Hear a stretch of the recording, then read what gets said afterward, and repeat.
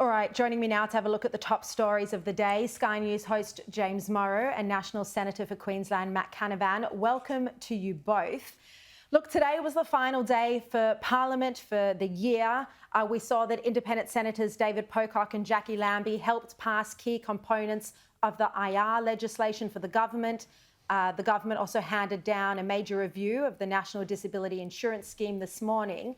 James, Albanese has now squared away these two tricky areas, the IR laws and the NDIS. But then there was also that admission from Albanese today that Dreyfus's conduct was unbecoming. How do you see the year ending for the Prime Minister? Oh, look, even despite those victories on NDIS and IR, and I don't think IR is going to be a victory in the long run, I think it's very, very messy. You know, the shine is well and truly off this government, and the habits we saw at the start of the year where Anthony Albanese had to be pried out of the Melbourne Open to go deal with Alice Springs when that was melting down, that same lack of agility and focus and attention to detail has plagued him all the way through everything that's happened here, from the referendum to the detainee crisis and everything else. So bad end of the year, and he's got a rough one coming up. Matt Canavan, what did you think of the hypocrisy as I've just outlined it from the feminists?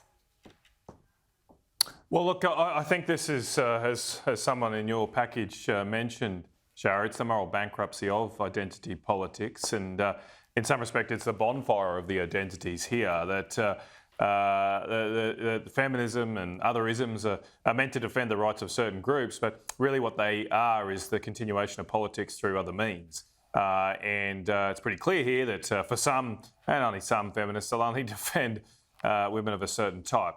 And I don't want to play the identity politics card in any way, shape or form. I think it's a bankrupt form of discussion and debate.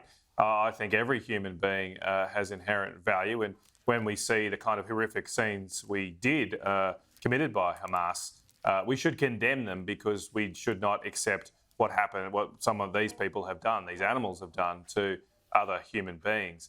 That should be our response. And our response should be to protect humanity right across the world, whether you're black, whether you're white, whether you're male, whether you're female. That needs to be the equality we get back to in Western societies. Yeah. Now, James, we saw the news today that a fifth former immigration detainee has been arrested on an outstanding New South Wales warrant. The government also got its legislation through the Parliament. What are the new details of this legislation, and do we actually know how many of the 147 newly released criminals will now be back behind bars? Well, we don't know. We don't know the numbers here. And this is the key thing that people are really wanting to know. And Andrew Giles, I think, has been very shifty on this. He's hiding behind process and saying, oh, we don't want to prejudice any of these cases.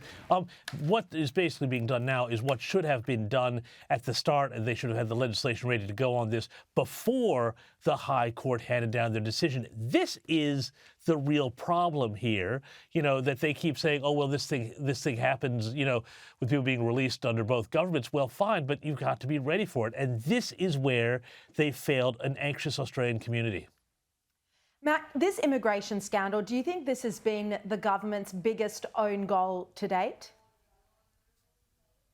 Oh, look, I do think so, Sharri, because it's had such real-world consequences for people. It's put at risk the security of almost all Australians, but then worse, it's actually breached that security, or seemingly breached that security, in a number of cases around the 4 individuals that have been re-arrested.